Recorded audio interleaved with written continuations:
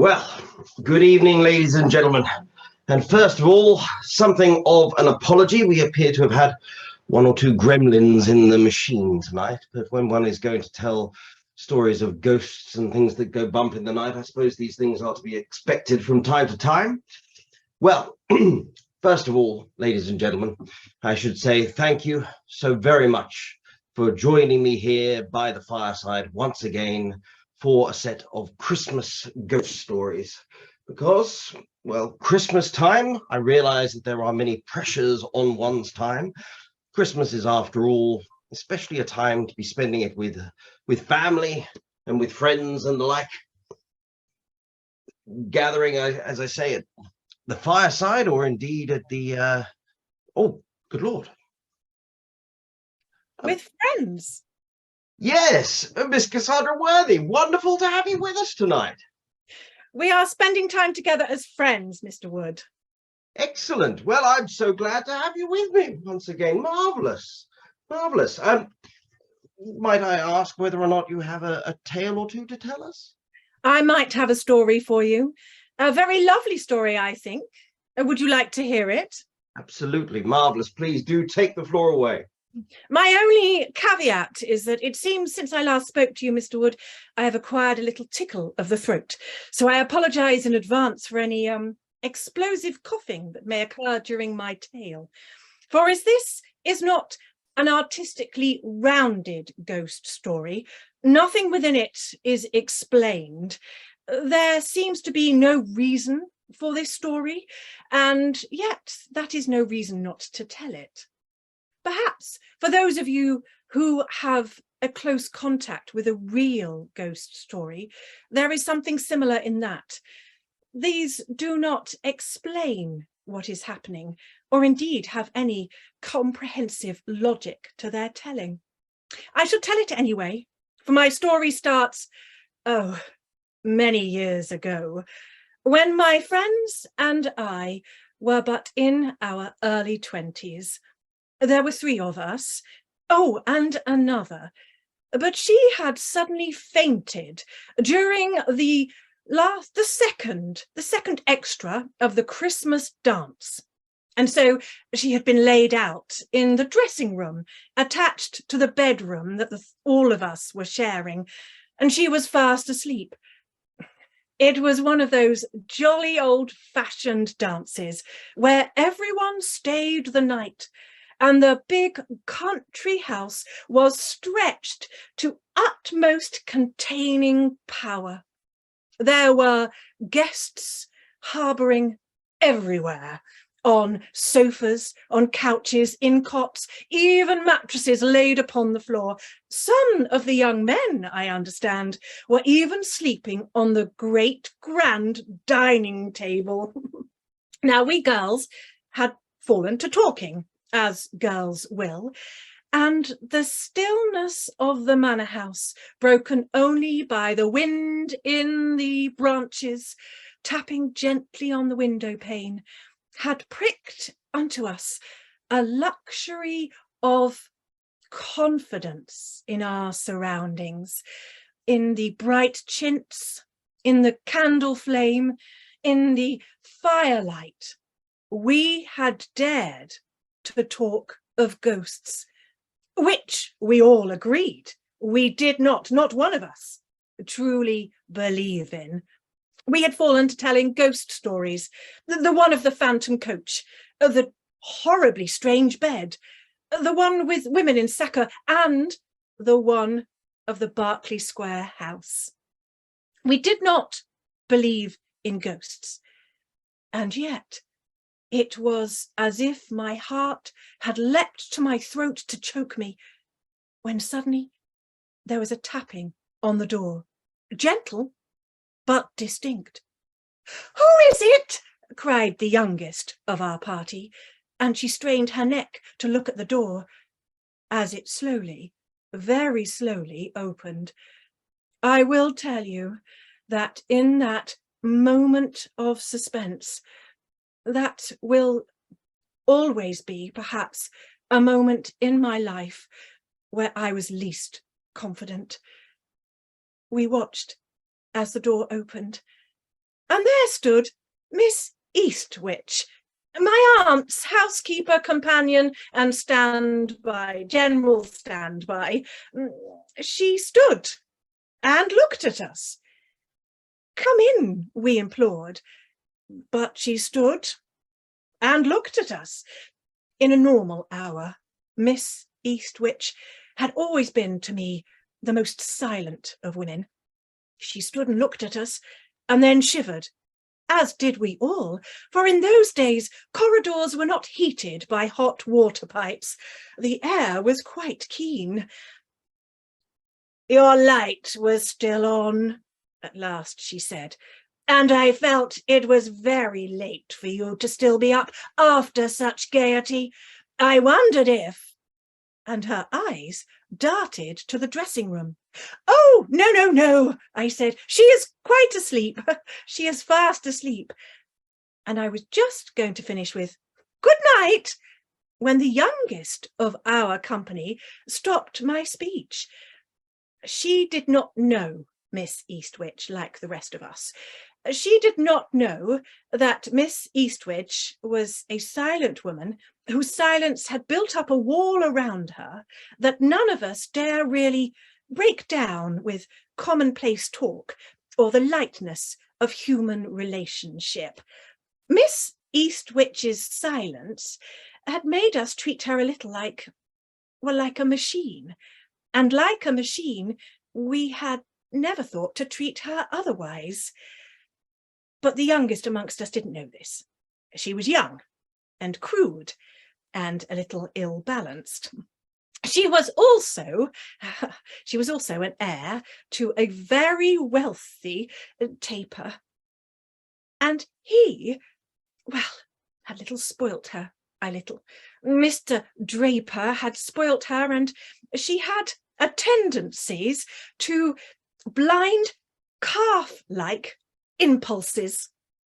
She leapt up from the hearth in her unsuitable, rich dressing gown and floated to the door, and there she put her arm around Miss Eastwich. I gasped. Well, I should rather have embraced Cleopatra's Needle. Come in, she said. Come in and get warm. There's plenty of cocoa. And she brought Miss Eastwich into the room and sat her down. There was a vivid look of happiness that crossed the pale eyes of that housekeeper, and it stabbed my heart like a knife. Was it really that easy, just to put my arms around her, even though she appeared not to want this? Come in, you must have the very best seat, right by the fire. And the cocoa, it is still quite hot. We have all been telling ghost stories. Perhaps once you have warmed a little, you would tell us one. Miss Eastwich, the model of decorum, of all duty, tell us a ghost story. This young girl was quite mad. Well, I wouldn't like to get into your way, said Miss Eastwich. And there I saw a little twinkle of her eye. Well, I thought, no, I said, you would not be in our way. And I tried to say it as warmly as I possibly could. And there she was, sitting by the fire, drinking our cocoa. For the third girl, who is really of no matter, and so I have not mentioned her, had got up and poured her a cup of cocoa. I then stood and arranged around her shoulders my very fleecy Madeira shawl. I draped it around her shoulders to keep her warm, for something to do, for I felt I really ought to do something. And it was then that she smiled at us. It was quite a pretty smile. There, a few more stabs of my heart, for it dawned on me I had never really seen Miss Eastwich smile. Not a real smile, a pretty smile of one in service, but that is not of the same blood as this dimply, happy, transfiguring look. Well, she said, this is most pleasant. There again, the stabs of my heart, for I wondered if this was her real voice. Had I ever heard her real voice? It did not please me to think that merely a gift of a cup of cocoa, a seat around a fire, some companionship, and I might have heard this real voice once or twice over these last 6 years. We have been telling ghost stories, I said, and the worst of it is that we don't actually believe in ghosts. We don't really know anyone who has seen a ghost. Oh, no. It's always somebody who told somebody who told somebody who told somebody, isn't it? And we really can't believe those, said the youngest. Well, I do know something, but... You know a ghost story? Why, you must tell us. Well, I once knew, but it was more hearsay. Well, most of it was. I could tell then that she was going to tell us a story that perhaps she'd never told anyone, and that she was only going to tell us because of her pride and because in some way to pay us for our companionship, the cocoa, the fire. And so I said, you don't need to tell us. I know you don't want to. Please don't tell us. Yes, you're right. You'll probably find it tedious. No, we won't, said the youngest, giving me a glare. We would love to hear it, even if it wasn't a strictly fixed about story. Anything that you find ghostly, we would absolutely believe to be wonderfully horrid. And with that, Miss Eastwich drank her cocoa and placed her cup on the mantelpiece. Well, I am not so sure, really. There is much to tell. But all of us, by now, were very keen to hear the story, and so we encouraged her on. It was some 20 years or so ago. I had 2 very dear friends. I loved them more than anything else in the world. And then they got married.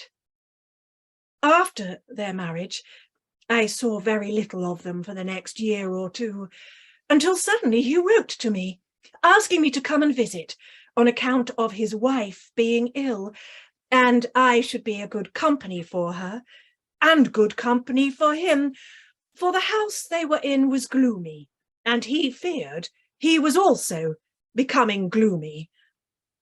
Naturally, I went. It was in Lee, near London, in one of those streets where many new houses were being built around some of the old existing manor houses. With his description, naturally, I thought that I was heading towards one of these old houses, but the carriage, it stopped outside one of the new builds. It looked quite charming, not gloomy at all, warm and welcoming.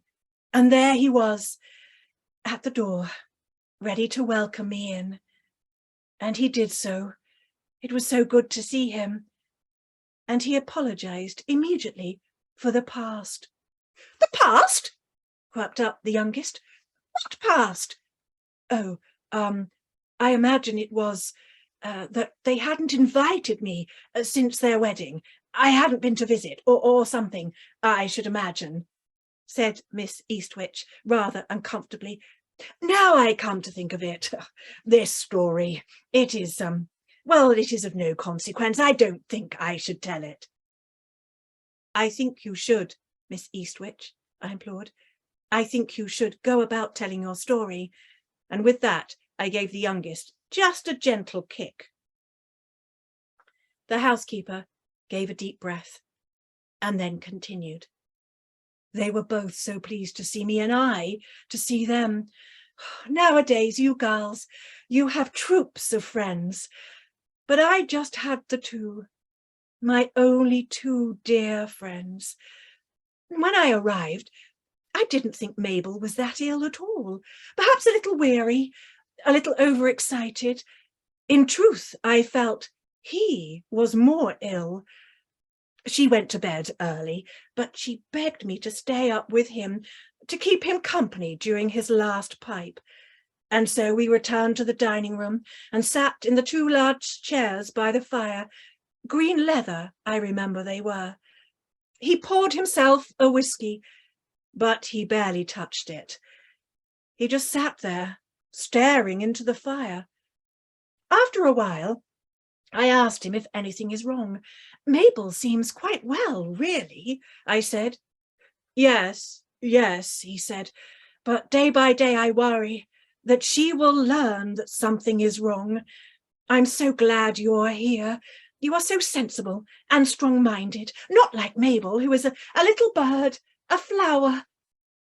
Yes, I agreed, but I began to worry that what was wrong was that he had got himself into financial trouble. Perhaps he was in debt, and I wondered how I could help. I am so glad you are here. This house, Margaret, he called me Margaret, on account of us being very old, dear friends. Margaret, this house is so weird. I agreed that it was very new, which was its downfall, but it was well appointed and it was quite homely. Yes, it is very new. We are the first people to live here. If it were an old house, I would be sat here telling you that I believe it is haunted. I asked him if he'd seen anything.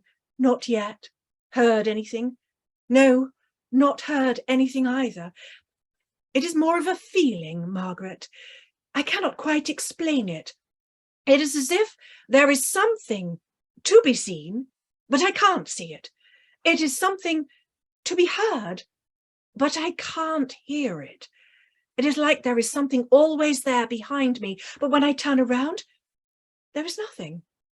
I try, I strain my eyes to see, but I can't make anything out. I constantly have this feeling that there is something to be seen, something to be heard, and yet I cannot sense either. He paused for a minute, and I wondered if perhaps he had been working a little too hard. It is your nerves, dear, I said, trying to cheer him a little. It is your nerves. But he insisted that I was here to help, and I might be able to help if I knew of anyone that he had upset in the past. When we were younger, had he offended anyone? Someone who was so angry they might put a curse on him. Did I believe in curses? I said I didn't. I said that I thought what would be best is if he and Mabel went away. A change of scenery, a change of air, that would do him and her good. But he refused. Mabel has everything in order. She is all ready. I could not possibly make her move now without explaining what is wrong.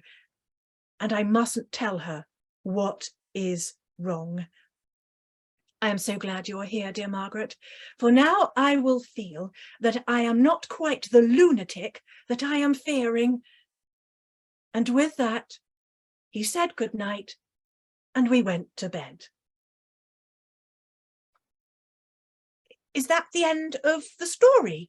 Asked the third girl, trying not to sound too disappointed in case it was. Oh no, said Miss Eastwich. That is just the beginning. Each evening, when we were alone together, he would talk on and on and on the same things, the same topic, this feeling he could not see what there was to see or hear what there was to hear, on and on, over and over again. And so when I began to notice things, I thought at first it was his talk that had upset my senses, because he was right. There was something to be seen, but that you couldn't quite see. Something there that was to be heard, but you couldn't quite hear. Everywhere I went, and it wasn't just at night, even during the day, any hour, you could not be free of it. It was as if there was something behind you, but when you turned to look, it was not there. It was just shadows. I strained my eyes to see, but I could not see it. I almost saw something. I almost heard something. It was worse on the stairs and in the corridors. The stairs was awful. Sometimes I would have to bite my lip not to rush to the top, for I felt if I got to the top, I would go quite mad. In the corridors upstairs, a window at the end, the shadows, that is all I could hear, and yet the sense there was someone there behind me. I almost saw something, but I turned and there'd just be shadows. Downstairs, there was a similar corridor, a cupboard at the end and the kitchen at the other. And one night I was in the kitchen warming some milk for Mabel, the servants having gone to bed. And as I stood there waiting for the milk to boil, I let my gaze wander down through the open door, along the corridor to the cupboard at the end, which was slightly open. They kept bottles and such in there. I felt that tonight there was going to be something more than almost. And as I called out the name Mabel, I knew it couldn't possibly have been her, crouching there, half in, half out of the cupboard.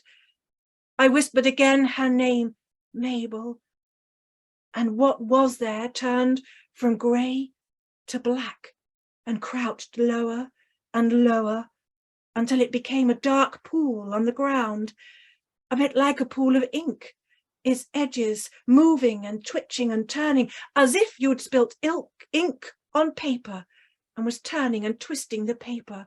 It moved and slithered and swirled, this dark black pool, until it had moved into the cupboard and into the shadows. I could see it quite clearly. I screamed, but I did have the presence of mind to tip over the pail of milk. And as I did so, the man, naturally, leaping down the stairs, 3 at a time, I explained I'd burnt my hand. The explanation satisfied Mabel, but he knew. And when we were next alone, he questioned me quite sternly. Why did you not tell me? Where are you? Can you see it? Can you hear it? Or is it almost seeing, almost hearing? And so I asked him what he saw. And he told me in quite detail. As he did so, his eyes darting about into the shadows of the curtain, the shadows of the corner, the shadows of the furniture. He then grabbed my hands, and together we declared ourselves mad, but were grateful that Mabel was still of a sensible mind, and we wished to keep her that way. For I had seen exactly what he had seen. From that day onwards, I did not wish to be alone in any shadow, or with any shadow. There was no let-up. It wasn't just at night, you see. It was any time, the morning, the afternoon, at the firelight. It was not consistent. Suddenly you would hear the feeling that there was something behind you. I'd turn, and there, crouching down, down, down, this dark shape into a pool, a dark black pool, almost like ink. And then it would creep to the nearest shadow. Quite often that shadow was my own. I hadn't heard anything. Well, not until early one morning. I arose and the house was quite still. And then there it was. The most awful, dark, deep sigh. It was only a sigh, but it was far worse than that black spot that appeared on the ground and crept into shadows.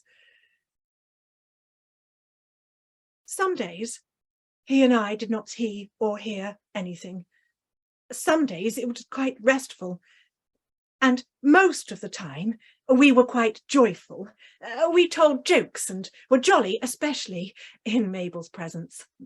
We really were quite amusing in Mabel's presence. Just when we were together, alone, we were not amusing at all. We tried desperately not to talk of it, but that is all we talked about.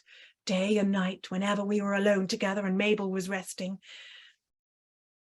Weeks went by, and at a particular moment when neither of us had seen or heard anything for quite a number of days, at last Mabel's baby came. The doctor and nurses were so happy. Both baby and mother were well and were strong and rested well. That evening, we stayed up quite late celebrating, and we talked of positive things. We talked of the future, not of the past. We made plans. As soon as Mabel was strong enough and capable, he would take her to the sea. I would supervise the packing up of the house and the moving to a new one, for he had found a new house. We had such plans, and he was so gay and full of happiness and joy. He was almost like his old youthful self. It was such a pleasure to see. We said our good nights and I climbed the stairs, and it was as if I'd never felt anything strange or untoward. In fact, I fancied that the whole thing had been a fancy in itself. I stood outside of Mabel's bedroom door and listened. It was all peaceful. I made my way to my own bedroom, and just at the door, that's when I felt it. Something behind me. I turned and looked, and there it was, crouching down low by Mabel's bedroom door. Lower and lower it crept until it was just a pool of black on the floor. And then it was as if something was sucking it under Mabel's bedroom door.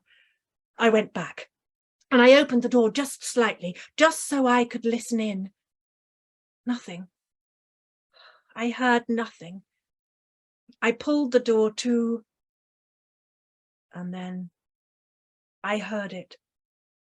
That horrible, awful sigh right behind my shoulder. I pushed the door open and went in. Everyone was asleep. The nurse, the baby, fast asleep.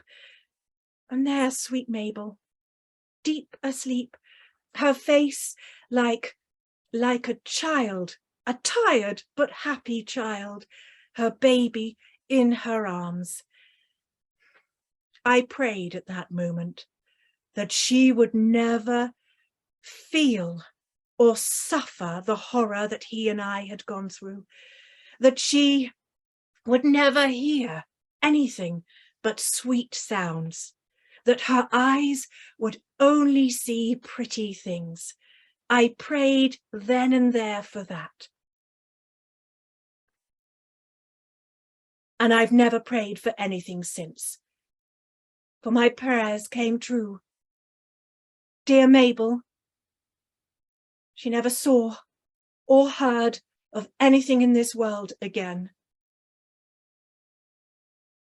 By her coffin, I lit the candles and laid out those awful white flowers that people will send. And as I did so, he appeared by my side. I took his hand and I tried to lead him away. We turned at the door and looked back at her coffin. And there it was, crouching down, turning from grey to black, forming a pool on the floor, and then moving to the nearest shadow, the shadow of her coffin. I squeezed his hand and I pulled him away. I left the next day. His mother had arrived and, well, she never truly liked me. Did you never see him again? Asked the youngest. Only once. And then again, a black shape was between myself and the coffin. But this time it was his second wife as she knelt by his coffin. This is not a cheerful story. It has no true ending. It has no true purpose. I do not truly know why I have told it. I have never said it to anyone. Perhaps Perhaps it was the sight of Mabel's daughter. She looked then to the door of the dressing room, and the youngest amongst us exclaimed, "Mabel's child?" Yes, she looks just like Mabel, but she does have his eyes. She then stood up, quite tall, clenching her hands. The housekeeper's eyes moved to the dressing room door and then lowered. She was seeing something that none of the others, none of us, we couldn't see. I strained and looked along the path that her eyes travelled. I tried with all my might. Could I see anything? Her eye line lowered and then to the floor. Her eyes widened. I tried with all my might to see what she might be seeing. Did I see anything? Could I see it? But we all heard that awful, dark, deep sigh. After each of us saying, we felt as if it was directly behind each shoulder. It was I who picked up the candle, and I melted my hand on the wax. And it was I who was dragged by Miss Eastwich into the room and stood by the bed of that poor girl who had fainted during the dance. The next day, the doctor said that Mabel's daughter had died of a heart disease, probably inherited from her mother. That is why she'd collapsed during the dance. As I looked at her, I wondered if perhaps she might have inherited something from her father. You know, I have never been able to get the look of that dead face from my mind.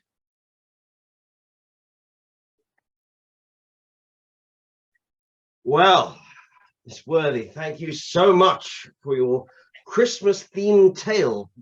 Very suitable to the season. Thank you. Indeed. Wonderful. Do you have something similar? Perhaps a story to entertain us all?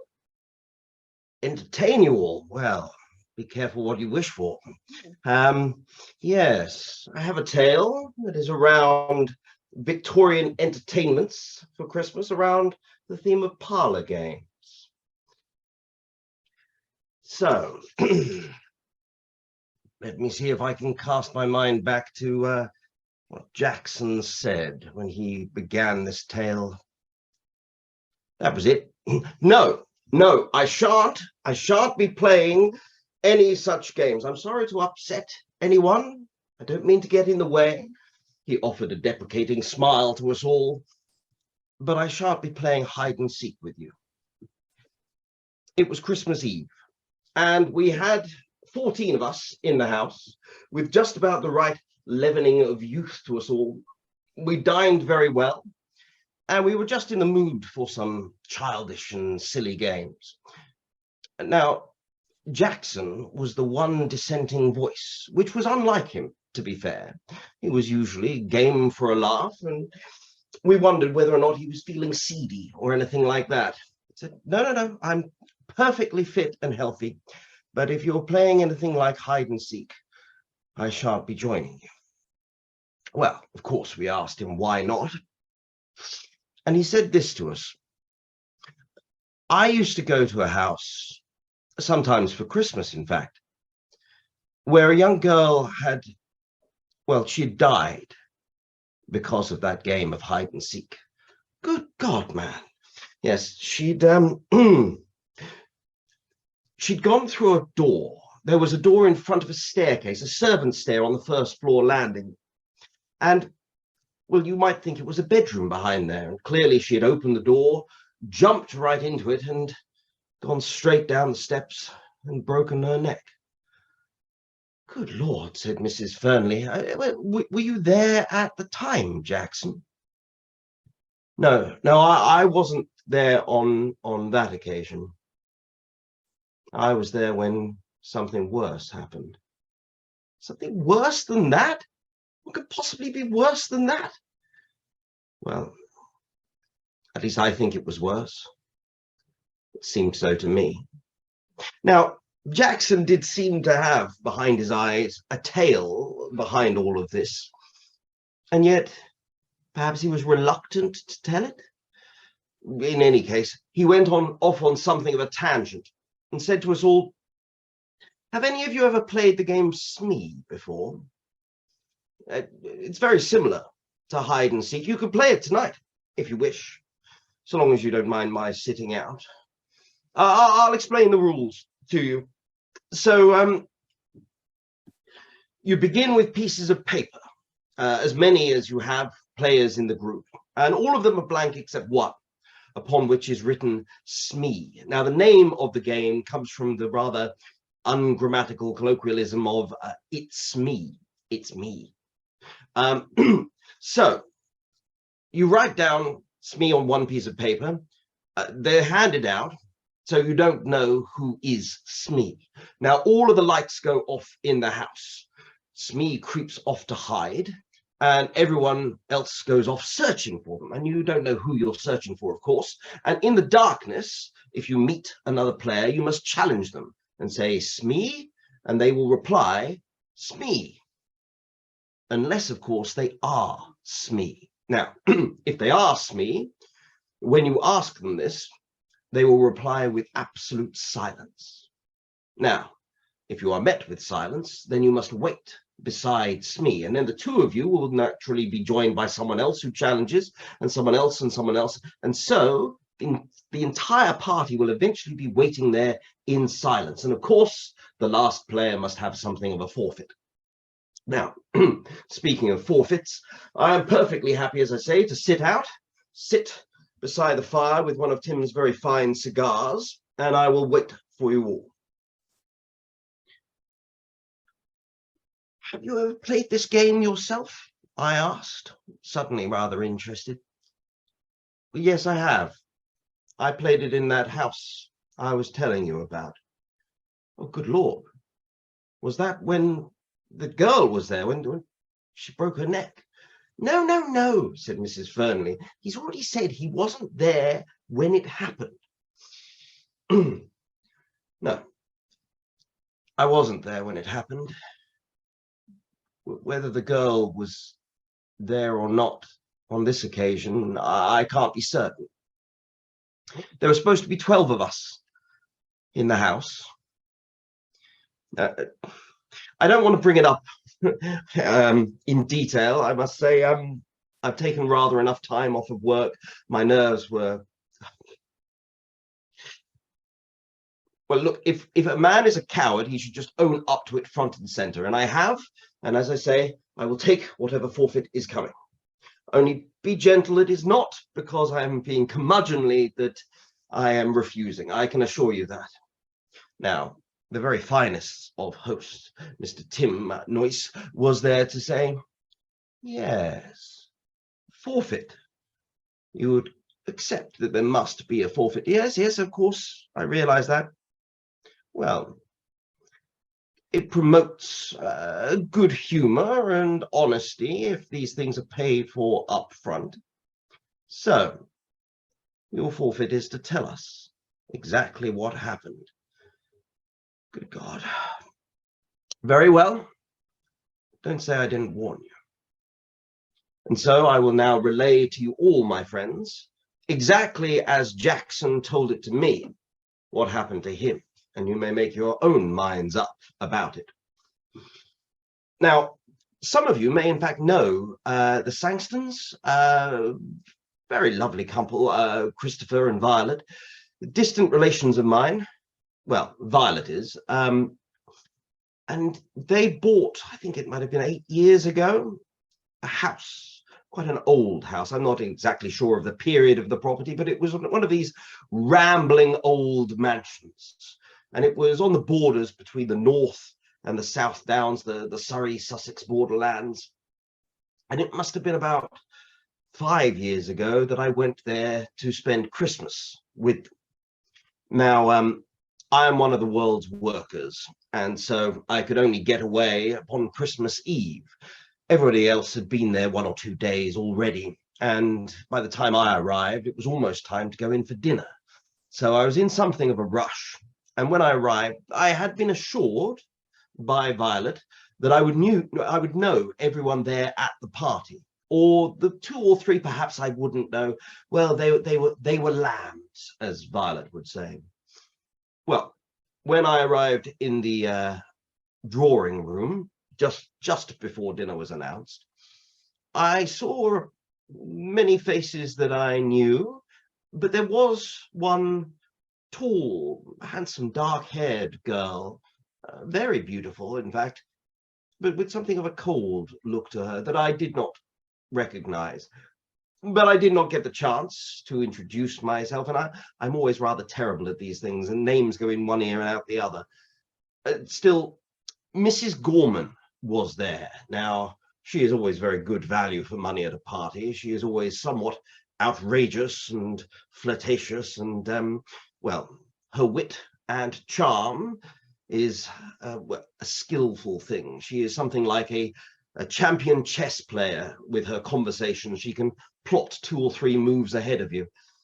And so I was sparring with her in conversational terms. Well, to be fair, I was on the ropes and she was battering me. But we went into dinner together, the 2 of us, her upon my arm, and we sat there, and we ended up on the far end of the table, away from the tall, rather cold-looking girl. So I forgot to ask her name. Anyhow, I tell you all of this because, as I say, there were about a dozen of us gathered there around the dinner table, and once we had dined, the topic turned onwards towards games. What should we play? And as I say, we were a youthful group, or at least trying to be. The oldest amongst the party were, well, the Saxtons themselves, Christopher and Violet, and probably the youngest there was their son, Reggie, who was in final year at Marlborough. So it was he that jumped up first of all with suggestions of games, and he suggested Smee to us all. And he explained the rules just as I've explained them to you all. So his father, Christopher Saxton, piped up and said, "If we're playing a game of any of that kind of ilk, for God's sakes, be careful. I was told a story from the previous owners of the household here that a girl broke her neck playing hide and seek within the residence." Good Lord, how? We, of course, all asked. It was a Christmas party. There was a door before a servant's stair. I've often thought of taking that door down, and I may very well do so. She must have been pursued and opened the door expecting there to be a bedroom within, leapt within, and the stairs there were as steep as the very pit.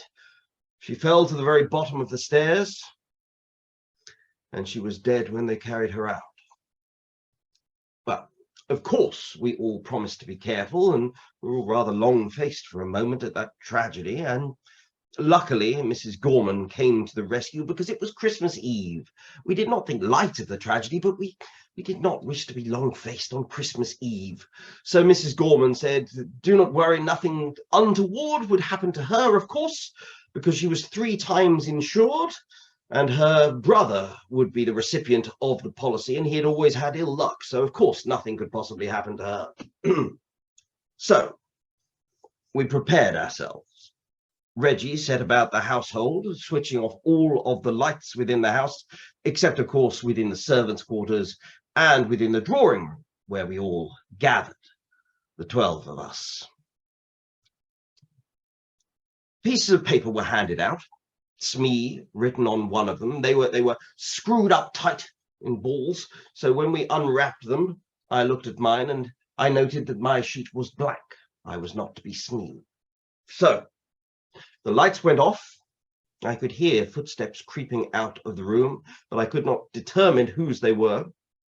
And off we went through the household. And Reggie was quite right. It was a bit of a riotous affair. People challenging Smee, Smee, back and forth, up and down the corridors.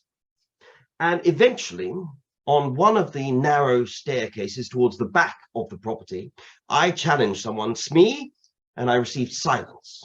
And I realized I clearly had found them. In fact, I had found a bunch of people. There was quite a few gathered once my eyes had grown accustomed to the gloom, and I sat quickly beside the others, hoping that I was not to be last. Well, there were about 2 stragglers who slowly came up and found us, and were in something of a rush to declare Smee, and it was in fact Christopher Sanson himself, the man of the household who was the very last. He announced, I think we're all here, aren't we? And he lit a match, to be sure. Yes, right. 9, 10, 11, 12, 13. Well, hang on a minute, that's too many of us. Ow! And the match went out and plunged us into darkness upon the stair. Christopher lit another match. 1, 2, 12, and me makes 13. I said, hang on a moment. You've clearly counted yourself twice, Christopher. I've done no such. Ow, ow. Anyway, Reggie, his son's electric torch, came to the fore, swept the party of us upon the stairs, and it revealed, of course, there were only 12 of us in total. However, about halfway up the stairs towards the back of the party, Violet spoke up. You know, I really rather thought that there was someone higher up on the stairs. Captain Ransom, you didn't move, did you? No, I didn't. I thought that there was someone in between us, though. We all looked at one another for a moment. We all felt a thrill of the uncanny run through us at that sort of a notion. And of course, we all laughed to dispel such a concern. No, surely there were just the 12 of us here, of course. And back we all went to the drawing room again, preparing ourselves for a second round of Smee. We unwrapped our pieces of paper, and I could see this time I was Smee. So I carefully balled it back up again, and then the lights went out and I sneaked off. However, I was terrible. I was brought to ground almost immediately by Violet, just towards the western wing of the house. And so it did not take long for that round to wrap itself up. We all gathered together. And anyway, Violet said that she was getting rather cold, that she wanted her wrap brought down from upstairs. And so Christopher dutifully, playing the good husband, went off to fetch it.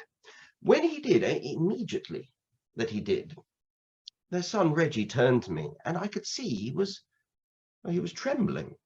He said, I say, Tony, would you mind taking me through into the smoking room and fixing me a whiskey or a brandy or just something? All right, old chap, it's fine. Come along with me.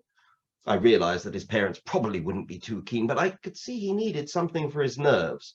So I mixed him a fairly stern brandy and soda and handed it to him and said, what on earth's going on with you? Are you all right? Come over faint? No, I've had something of a turn.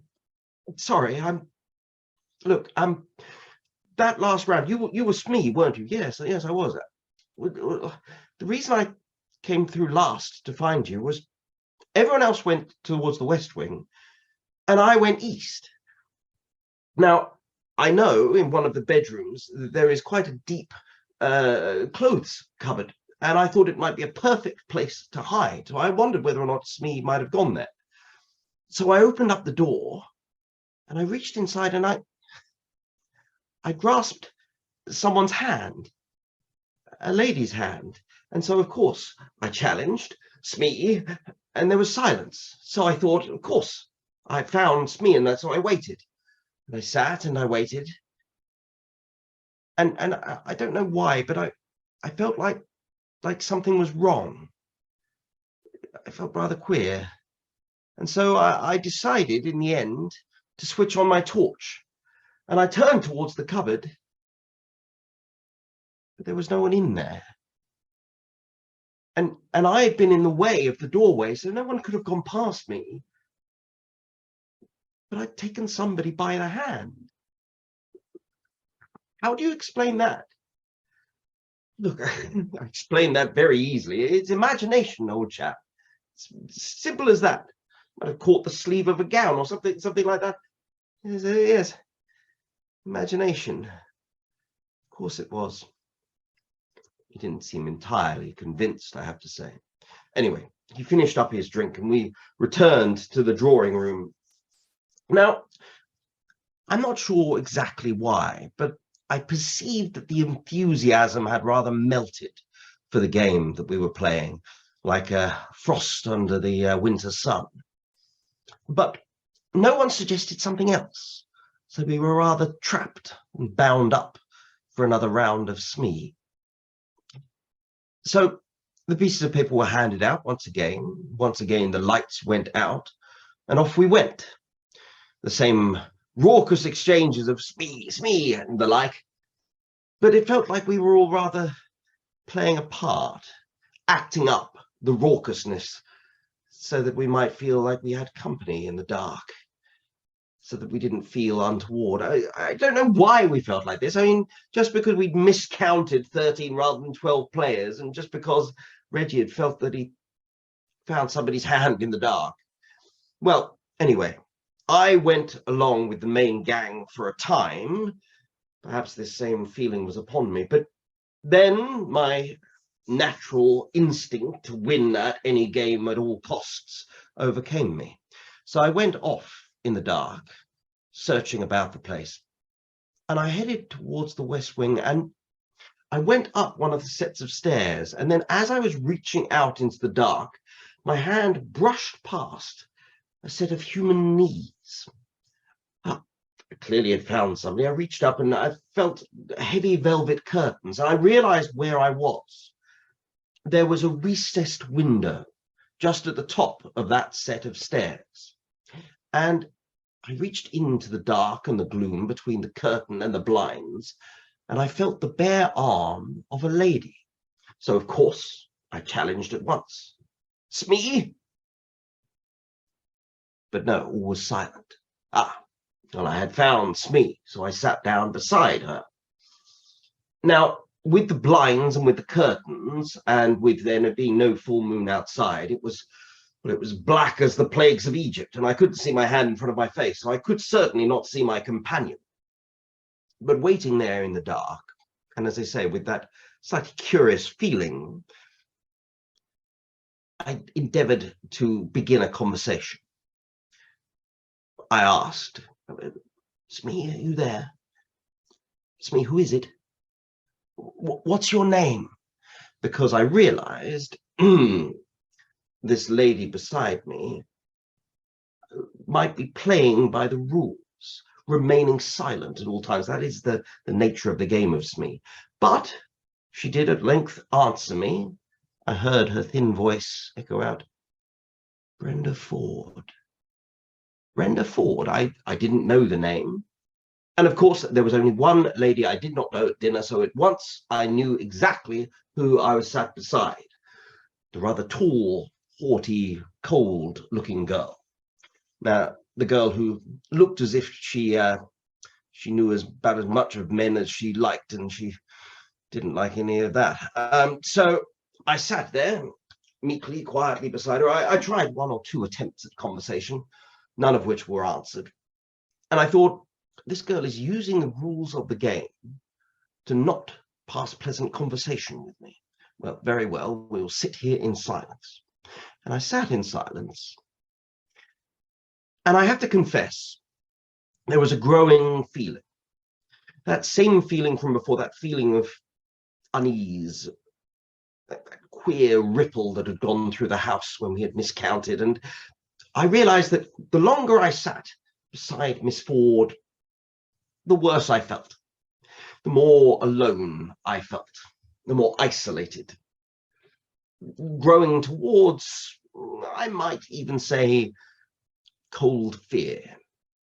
And as I sat there, I thought and I prayed that we would be found as swiftly as possible. And at last, my prayers were answered, because I felt a ripple going past the curtains, and then a hand reached in and brushed my coat, and a cry of "Smee" went out, and I, of course, did not reply. And so whoever it was sat beside me, and I heard Mrs. Gorman's voice pipe up.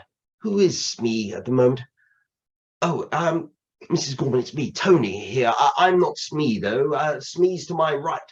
"Oh, marvellous.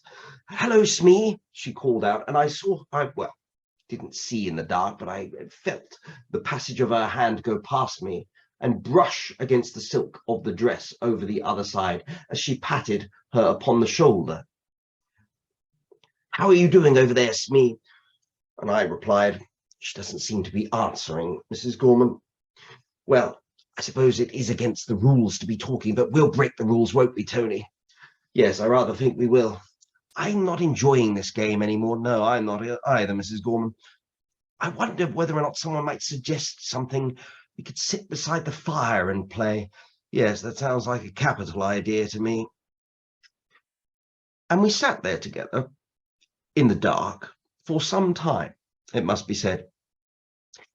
At least with Mrs. Gorman by my side, those feelings before had rather evaporated, and I felt, if not at ease, not comfortable, at least reassured. At length, we heard somebody upon the stairs just outside, and a call went up the stair. "Is anyone up there?" I replied, "Shouldn't you be saying Smee, old chap?" And I saw it was Reggie, who pulled back our curtain with the full beam of his torch on, shining upon his own face. "We've been finished for ages.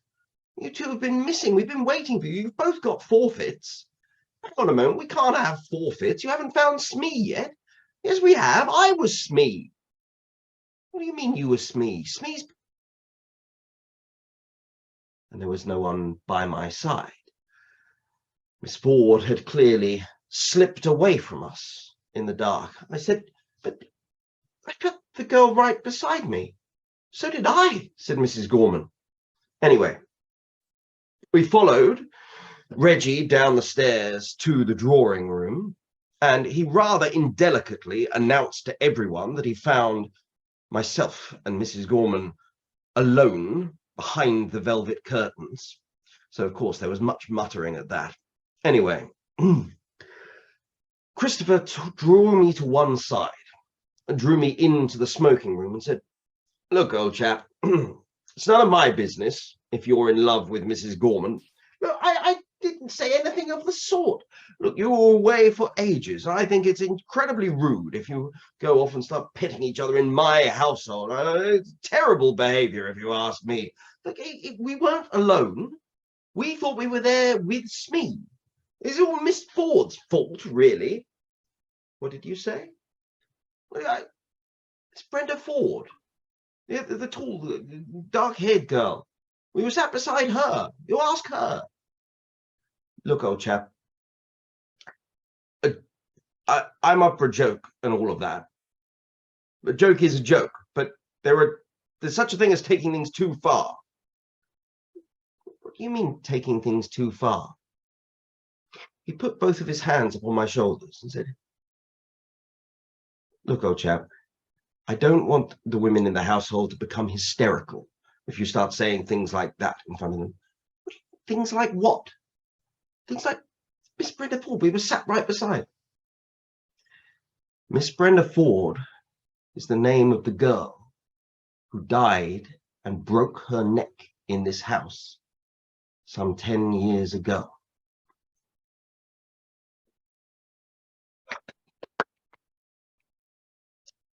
Very good. Well, Miss Worthy, it is a tale of Christmas entertainments gone rather awry, I have to say. But Christmas is the time of ghosts as well as of games, so perhaps they were in for a double treat. It was very entertaining, and I think it rounds up our Christmas celebrations very well indeed. I note that you have your Christmas decorations up. Absolutely. Thank you, Miss Worthy. Thank you so much for joining me for this Christmas celebration. And I should say thank you to one and all for joining us. It has been capital to have your company through the Christmas season. And of course, we shall be back in the new year. You are very welcome to join me by the fireside again upon the 4th of January. If I have recovered after New Year's, I'm sure I will. We shall be starting off the new year with a tale of Mr. H.P. Lovecraft, Herbert West Reanimator, which is somewhat in the vein of Frankenstein. So thank you, of course, to Miss Worthy, and thank you one and all for joining us. We wish you the very happiest of Christmases. Ladies and gentlemen, good night. God bless. Merry Christmas.